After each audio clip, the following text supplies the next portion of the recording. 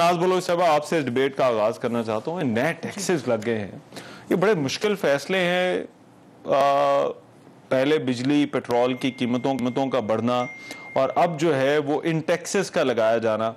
अब आपको लगता है कि हुकूमत इसके बाद मामला संभाल लेगी और क्या वाकई ये जो टैक्स है ये सिर्फ अमीरों को देना पड़ेगा? बिस्मिल्लाहिर्रहमानिर्रहीम।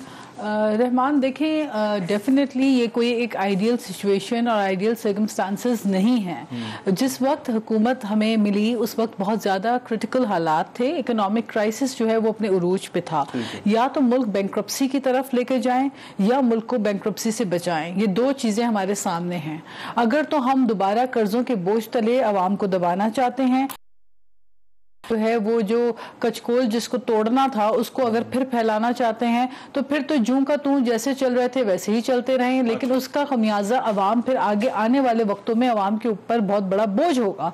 इस बोझ को ख़त्म करने के लिए और इन द लॉन्ग रन मुल्क को बैंक्रप्सी से बचाने के लिए और मुल्क को जो है वो इस वक्त के जो सिचुएशन है, देखें जो लार्ज स्केल हमारी इंडस्ट्रीज हैं, डेफिनेटली हमें अपनी इंडस्ट्री को प्रमोट करना है, हमें अपनी टेक्सटाइल इंडस्ट्री को प्रमोट करना है, हमें इंटरनेशनल मार्केट से कम्पीट करने के लिए। बार बार पूछा जा रहा है मुस्लिम लीग नून से कि वो हुकूमत में क्यों आए हैं, और मुझे याद पड़ता है कि पीपल्स पार्टी में ये राय जो थी वो पीपल्स पार्टी का मशवरा ये था कि हुकूमत में रहना चाहिए। अभी भी कल शहबाज शरीफ ने कहा है कि 14 महीने जो है वो अब फैसला है कि हुकूमत मुद्दत पूरी करेगी। Absolutely. आपको लगता है कि पीपल्स पार्टी की जो तजवीज थी या पीपल्स पार्टी की तरफ से जो राय थी वो ठीक राय थी कि इत्तेहादियों की हुकूमत ही रहनी चाहिए, यही फैसले करने चाहिए?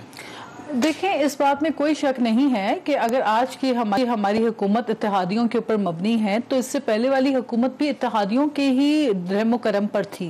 वही इत्तेहादियों ने जब साथ छोड़ दिया तो पीटीआई का आपने देख लिया कि क्या हाल हुआ कि वो पार्लियामेंट से बाहर चले गए और फिर धरना और एजिटेशन पॉलिटिक्स की तरफ आ गए।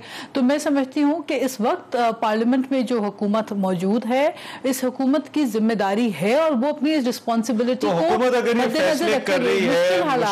रही है तो पीपल्स पार्टी या आप अपने जाती तौर पे समझती हैं कि ये ठीक फैसले हैं, सख्त फैसले हैं, लेकिन ये लेने जरूरी हैं? देखिए, मैं खुद पार्लियामेंट में मेरी बात होती रहती है विद इवन जो हमारी स्टेट मिनिस्टर फॉर फाइनेंस हैं आयशा गौस पाशा साहिबा से अक्सर हमारी इन इश्यूज पे डिस्कशन होती, और जब हम बात करते हैं तो हम यही सोचते हैं कि मुल्क के जो मसाइल हैं इससे बाहर निकलने के लिए आपके पास सोल्यूशन क्या है। तो सोल्यूशन जो डिस्कशन होती है, जो डिबेट होती है, उसमें यही बात होती है कि जी आप या तो गरीब के ऊपर सारा बोझ डालें जैसे पिछली हुकूमतों ने किया, या तो आप जो है उस तबके से पैसा सर्कुलेट करा के वो टैक्स मनी जो है उससे मुल्क को बचाएं और गरीब तक पहुंचाएं, उसको सहूलत बेनिफिट्स दें।